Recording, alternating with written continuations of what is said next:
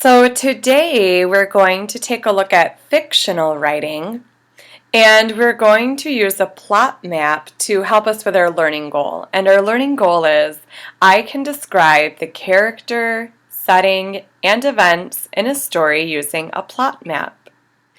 Now I put two different anchor charts on this document for you.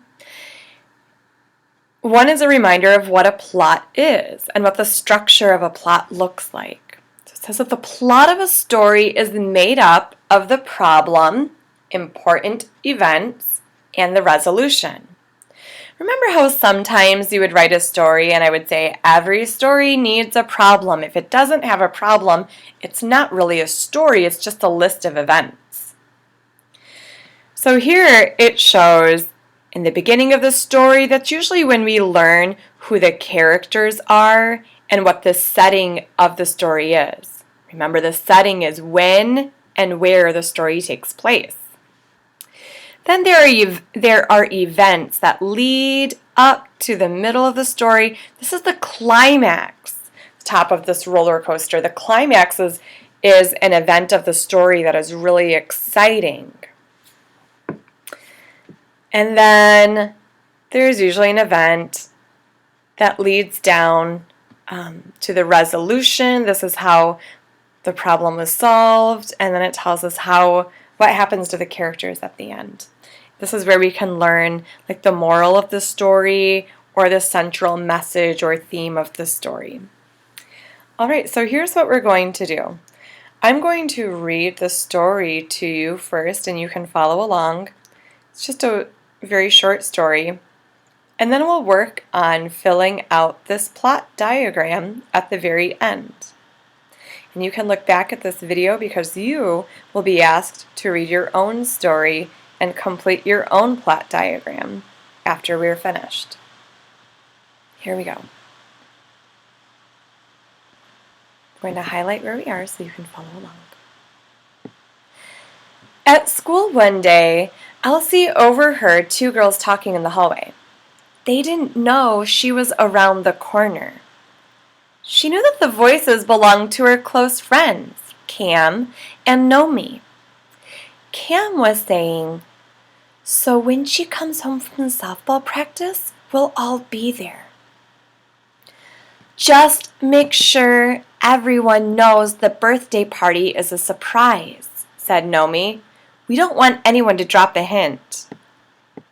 So far we know the characters, don't we? Remember in the very beginning, we'll always be able to figure out who the characters and setting is. The characters are Elsie and her friends. And where does it take place? Well, it says that they're in a hallway. I think they're at a hallway in school. Elsie's birthday was Saturday. She was going to softball practice that morning. Suddenly, Elsie understood that her friends were planning a surprise party for her. My friends are doing something special for me, and I want them to know how much I appreciate it. I'll have to act surprised, Elsie decided.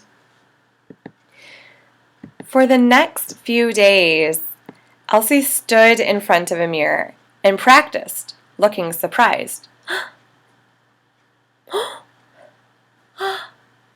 On Saturday, she came home after softball practice. She took a deep breath before opening her front door. "Surprise!" yelled a dozen voices as she stepped inside. Elsie rolled her eyes back in her head. "Oh!" and put her hand to her mouth. She screamed, "Ah!" teetered on her legs, and then collapsed in a heap on the floor. Everyone laughed, but nobody was fooled by her overblown performance. "You knew about the surprise," cried her friends.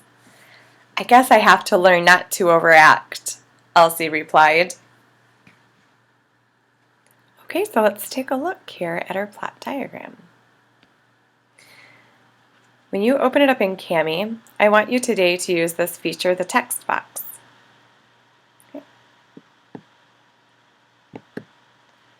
Okay, and then you're going to obviously write your name. Over here, you're going to write whatever the date is that you completed, May something. All right, so we're going to start way down here. I'm going to move myself up. Way down here at the beginning, the characters. Okay, so we said that the characters were Elsie and her friends.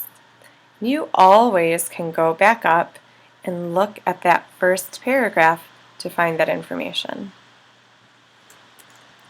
Elsie and her friends. For this plot diagram, you do not have to write incomplete sentences. You notice that I did not write the characters are, because this is a graphic organizer and I'm just using it to organize my notes and organize my thoughts. And so on graphic organizers, you don't have to write incomplete sentences. The setting, where did it take place? Again, I could look in that very first paragraph. The setting was at Elsie's school and later in her home. Okay, so we don't want to jump to the end right now. Okay, so now Elsie and her friends. What problem did Elsie have? Well, the problem is that she overheard her friends talking and she learned about a surprise. And she wanted to keep the surprise, or she wanted to act surprised even though she knew the secret. It's a hard thing to do and she had to practice. So here I'm going to write down what was the problem. And I am going to write in a complete sentence for this. The problem was that Elsie had discovered, I'm going to make this box this size. Elsie had discovered that her friends were throwing her a party and she had to act surprised. Okay. Good. So all of this kind of happened in the beginning, right? The characters, the setting, we figured out who they were and where and when that was. And the problem, we figured that out pretty early on. Now, the middle. What was the one event that was really exciting? Where you know that when you hit this part, all of the anticipation in the building kind of comes to an end. Let's see. So she was practicing, looking surprised. She took a deep breath, and then she gave like this really dramatic presentation, this theatrical performance. So the climax is Elsie's friends yelled surprise, and she gave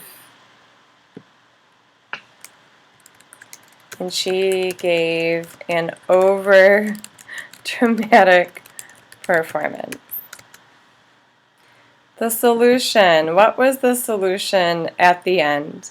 Was she successful in letting her friends know, or did she fool her friends into believing that she was, after all, surprised and she hadn't overheard them? No, she didn't fool anyone. No one was fooled by her performance.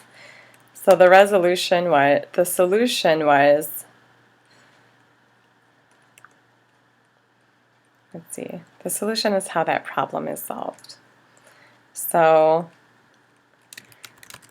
her friends were not fooled by her, say by Elsie's dramatic performance.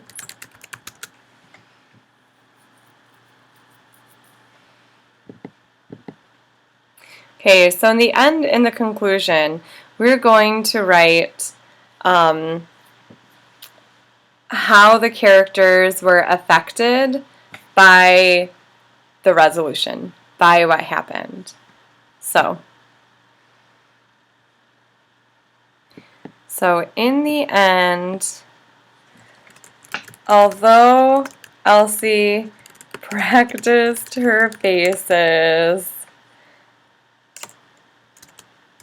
in the end, her surprised look was over the top. Was over the top, and her friends weren't fooled. The moral of the story, or the lesson learned, so the lesson learned is something that I want you to write down in the conclusion. Okay? The lesson learned means, what can you take away from the story? What can you learn from the characters' actions? So the lesson learned is that more isn't always better. Okay? And you know what I'm going to do? I'm going to make a separate box because I'm worried that you won't remember. I'm going to put one here. No!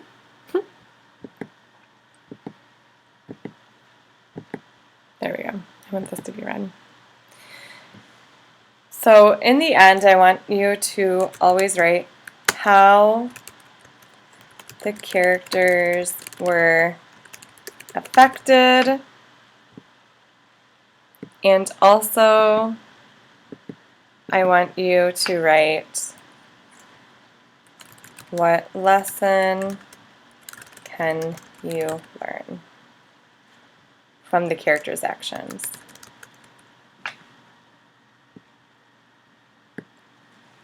From the characters' actions. So then I'm going to do this. I'm going to kind of separate it out there so that you know that this is down there. Actually,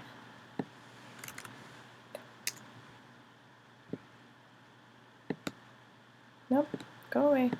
No. Oh my goodness. Okay. Well, anyway. There. Perfect. Okay, so how the characters were affected, I wrote that up there. What lesson can you learn from the characters' actions? I wrote that right there. And I'm going to set up your plot map so that in the end, you have those two boxes too, so that you know what you're looking for. And that, dear students, is your assignment today. I'm going to post it as a PDF, and I do want you to open it up with Kami so that you are also able to use these same features. All right, and like always, if you have any questions, I'm available on Tuesday and Thursday from 1 until 3. Have a great week. I'll see you on Friday.